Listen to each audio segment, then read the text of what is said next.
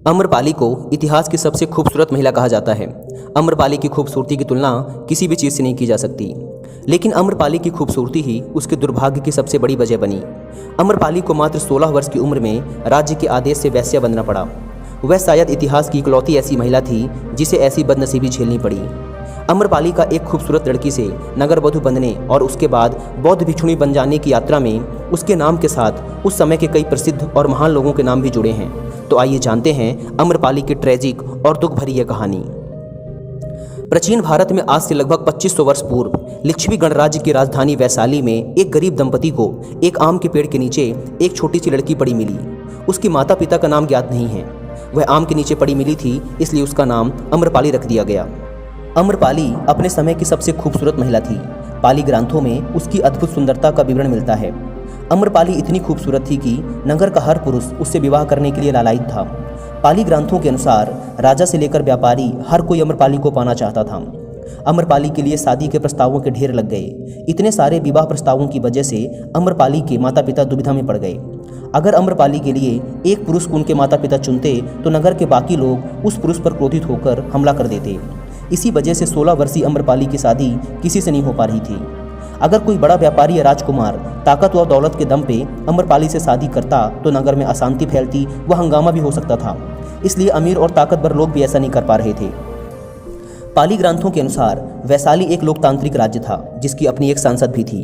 जब अम्रपाली की खबर वैशाली सांसदों के सदस्यों तक पहुंची तो उन्होंने इस मुद्दे पर चर्चा करने का फैसला किया।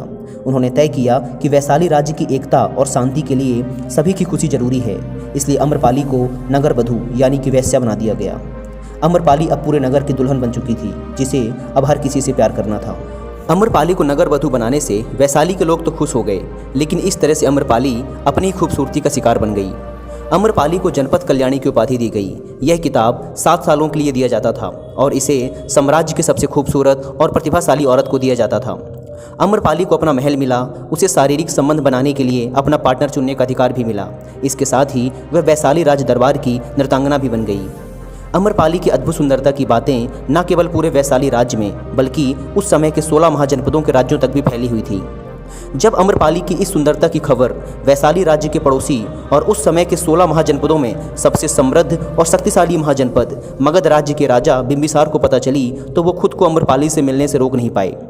लेकिन मगध के राजा बिंबिसार के वैशाली राज्य के साथ हमेशा ही दुश्मनी भरे रिश्ते रहे थे।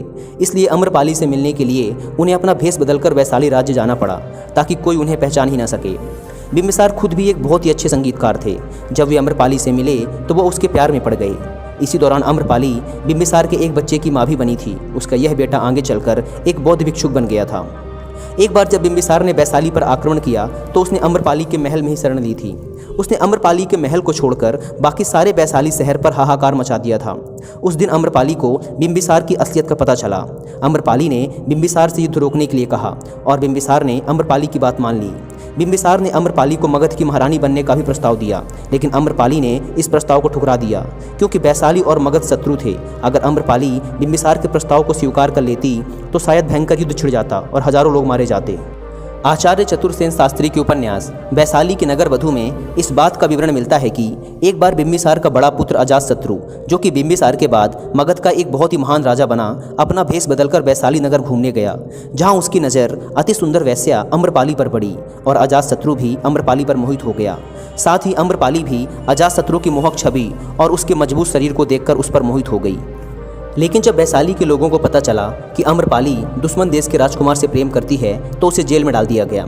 अजातशत्रु इस बात से इतना क्रोधित हो गया कि उसने वैशाली पर आक्रमण कर उस पर कहर बरसा दिया। सैकड़ों लोगों की जान चली गई। इस नरसंहार से अम्रपाली दुखी हो गई। वह अपने राज्य वैशाली से बहुत प्यार करती थी। वह अपने राज्य वैशाली की कीमत पर अपने प्रेम को नहीं पाना चाहती थी। इसलिए उसने अजातशत्रु को समझाया और अपने प्रेम संबंध उससे तोड़ लिए। एक बार महात्मा बुद्ध अपने शिष्यों के साथ घूमते हुए वैशाली नगरी में पहुंच गए। महात्मा बुद्ध के आने की बात पूरे नगर में फैलते देर न लगी। जिसे जब पता चलता वह तभी उनसे मिलने पहुंच जाता और उनके उपदेश सुनकर खुद को भाग्यशाली समझता।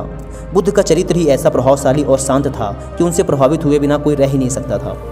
जब महात्मा बुद्ध के आने की खबर अम्रपाली को पता चली तो वो 16 श्रृंगार करके अपनी 500 दासियों के साथ महात्मा बुद्ध के दर्शन के लिए पहुंची। ऐसा कहा जाता है कि जब अम्रपाली महात्मा बुद्ध के पास पहुंची तो बुद्ध ने अपने शिष्यों को आंख बंद करने के लिए कह दिया था, क्योंकि बुद्ध जानते थे कि उनके वो शिष्य जो कि अभी भी पूरी तरह से खुद को नहीं जान पाए, जिनके अंदर अभी भी मोह और काम वासना जीवित है, वो अम्रपाली को देखकर विचलित हो सकते हैं। अम्रपाली ने दर्शन के पश्चात बुद्ध को अपने घर पर भोजन के लिए आमंत्रित किया। उसने इतनी मधुरता और प्रेम भाव से बुद्ध से विनती की थी कि बुद्ध मना ही न कर सके।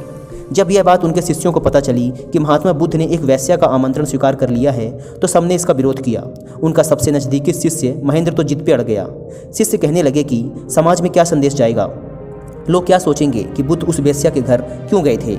आपके विरोधी आपके खिलाफ तरह तरह की बातें फैलाएंगे, आपके चरित्र के ऊपर तरह तरह की कहानियाँ बनाकर उन्हें प्रचारित करेंगे। महात्मा बुद्ध ने बड़ी सरलता से अपने शिष्यों से कहा, मैंने तो उसका प्रेम भावना देखी है। उसने जिस भावना से मुझे बुलाया वह एकदम पवित्र और निश्चल थी। वह आज मुझसे मिलने एक वेश्या बनकर नहीं बल्कि एक भक्ति भाव से आई थी। फिर भला मैं कैसे उसका आमंत्रण अस्वीकार कर देता, फिर चाहे वो वेश्या हो या कोई सन्यासी। दोपहर होते ही बुद्ध अम्रपाली के घर भोजन के लिए गए। वह पहले से ही भोजन की सारी व्यवस्था करके महात्मा बुद्ध के आने की राह देख रही थी। मन में यह विचार भी आ रहा था कि कहीं बुद्ध अपनी बात से मुकर न जाएं। इतने बड़े सन्यासी भला क्यों एक वेश्या के बुलाने पर उसके घर आकर भोजन करेंगे। परंतु जैसे ही अम्रपाली ने बुद्ध को अपने घर आते देखा, उसकी प्रसन्नता का ठिकाना न रहा। वह दौड़कर दरवाजे पर गई और उनका स्वागत किया, उन्हें सम्मानपूर्वक बैठाया और खुद अपने हाथों से भोजन परोसा।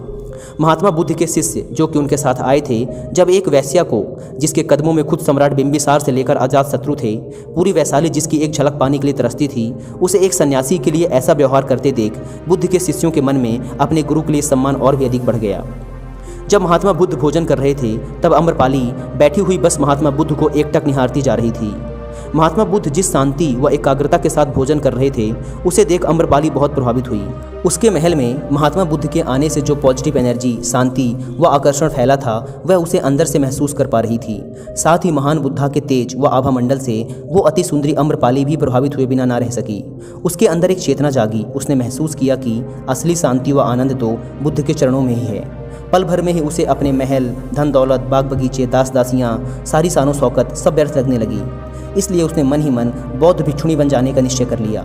जब महात्मा बुद्ध भोजन करके उठे तो उसने बुद्ध से विनती की, मैं अपने महल, बाग बगीचे और सारी धन दौलत भोजन की दक्षिणा स्वरूप बौद्ध मठों को दान में देना चाहती हूँ। साथ ही उसने बुद्ध से विनती की कि वो उसे अपनी शिष्या समझकर बौद्ध भिक्षुणी बनाने की कृपा करें।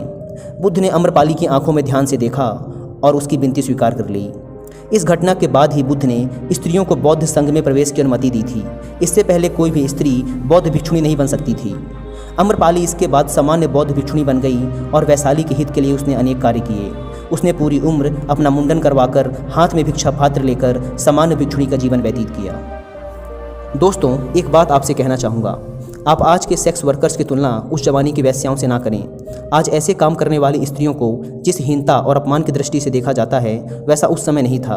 मैं यह भी नहीं कह रहा कि उन्हें सम्मान की दृष्टि से देखा जाता था, लेकिन यह उस समय नगर की बहुत ही सुंदर स्त्रियों के लिए एक बहुत ही आकर्षक व्यापार हुआ करता था। पैसा और ताकत पाने का एक तरीका हुआ करता था। शहर में वेश्यावृत्ति की जगहें बहुत से राजकुमारों व उन अमीर व्यापारियों के लिए जो कि दूसरे राज्यों से यहाँ व्यापार करने आते थे, उनके लिए मनोरंजन की जगह हुआ करती थी। क्योंकि अमीर लोग इन सुंदर स्त्रियों को मुँह मांगी कीमत देते थे, इसलिए ये इतनी अमीर हुआ करती थी कि राजा को भी युद्ध के समय पैसे उधार देती थी। क्योंकि बहुत से राजकुमार, व्यापारी व मंत्रीगण इन सुंदर स्त्रियों के गुलाम हुआ करते थे, इसलिए राज्य के महत्वपूर्ण निर्णयों में भी इन वेश्याओं का हस्तक्षेप हुआ करता था। इसलिए मैं चाहता हूँ कि आप इस कहानी को उस समय के हालातों के दृष्टिकोण से समझें।